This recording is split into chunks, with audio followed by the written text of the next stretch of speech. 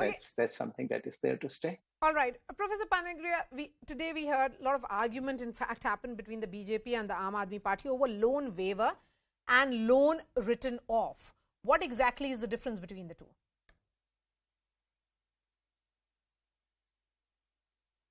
So the way I understand it is, when we say loan waivers, we are referring to, I suspect, that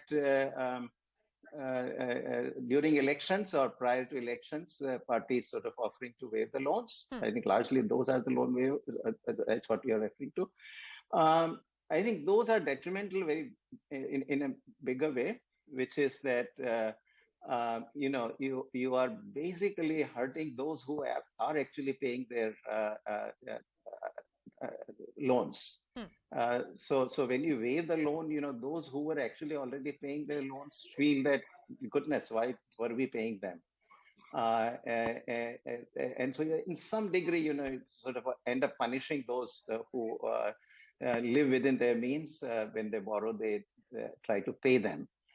Whereas those who are delinquents who choose not to pay are the ones who benefit from the waiver. Whereas loan write-offs can have many different forms, and commonly remember that the banks have to write off loans when effectively a business to which they gave the money to which the credit was given fails. If that business fails in the end, you have no choice. I mean, that's the risk of lending money. And in every system, every economy, a small part of the loans does go bad, and they have to be then written off. So if that is how the write-off of loans is interpreted, then that's perfectly good expenditure of doing business. I think, that's a cost of doing business for the banks or for lenders in general. Okay. So if I can make that distinction, then clearly the loan waivers are a far worse thing to do. And in any case, loan write-offs in the way I have described them are absolutely legitimate instrument of policy. I mean, not even policy, but it's just something that, to keep any system of intermediate life alive, you wouldn't. Okay, Professor Panagariya, another argument is also this, that why punish the poor when crores are in fact waived off by writing off loans of super rich? There is this argument about custom duty, for example. So why not look at the most vulnerable differently from those who belong to the rich category or well-to-do? No, absolutely. I mean, no argument about that, Maria. I mean, we got to do that. We tend to do that. But, one is being driven by the social welfareism, right? I mean, the distributions or whatever expenditures we do on the poor and the vulnerable, those are being driven precisely by, the social consensus that, the society, as it grows and becomes richer, it has got to take care of these sections of society. And so those transfers expenditures are all very well justified. Whereas these other ones actually were driven by lobbying, by corruption and whatnot. And so they really become a function of the governance, how the government of the day is administering its laws, administering its programs and all. And governments that, want to lobby for accepting corruption and even indulging in corruption, they will create these problems. They would then squander the funds, and the redistribution will happen to the non-deserving. I mean, custom duty, for example, is to me, actually, as an economist, is a good example. What you're doing here, you basically are taking it out of the pocket of the consumer and giving it to the producer, right? Think of automobile. Why should you have to pay? Why should you, that is, as a buyer of an automobile, have to pay 1.5 times the price that I pay for the exactly same automobile here in the United States? Because there is a 100% custom duty on these cars, so therefore it allows the domestic manufacturers to jack up the price, and that to me is a freebie, actually, the producer being given at the expense of the consumer. That's just not justified. How is that justified? There are many of these policy measures that we have introduced along the way.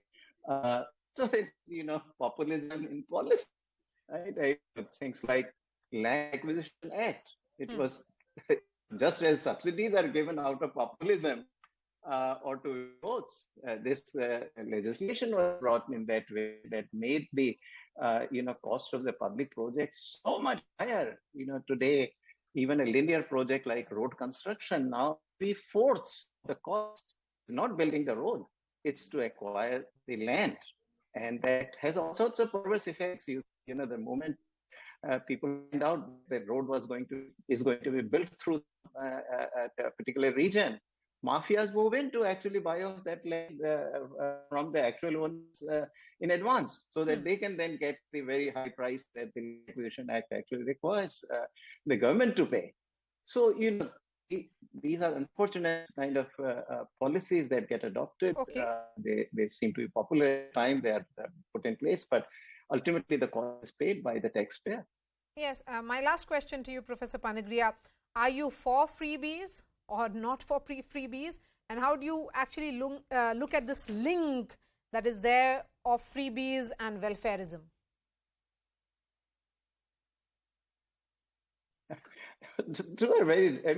Look, the term that one uses, what is a freebie and what is not a freebie. I mean, if we are, let's say, talking about any transfer, then of course there are many legitimate transfers, many legitimate transfers. And we have talked about these, the transfers, let's say, to the poor that you do under PM Kisan, or some of the transfers, at least under Food Security Act, selling you the food grain at prices of 1 to 3 rupees per kilogram, depending on which grain it is. And at least to the extent that it is going to the very poor who can't afford 2 meals a day otherwise, perfectly legitimate transfer. But then, a lot of other things slip in, meaning that, we are covering almost 2/3 of the population under the Food Security Act. That's a bit much. Fertilizer subsidy we talked about, there is also a freebie, but it is going largely to the rich. MSP, largely going to the rich. Freebie definition is simply something that you get without having to pay for it. And a lot of these freebies are very sensible policies. Any democratic government will absolutely have the obligation to actually, give those freebies. But then there are a lot of others which are going to the non-deserving.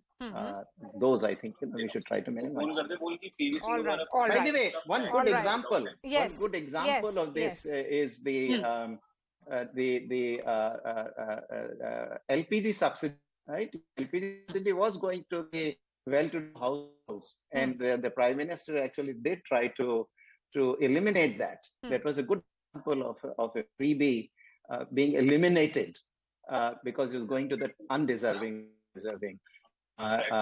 He first started off with the Give It Up campaign. So he tried to do it first by persuasion and then gradually tried to phase it out. So that is a good example of a freebie which was going to the undeserving, having been eliminated. All right. Professor Panagariya, always a pleasure to speak to you. Thank you so much. Let me bring in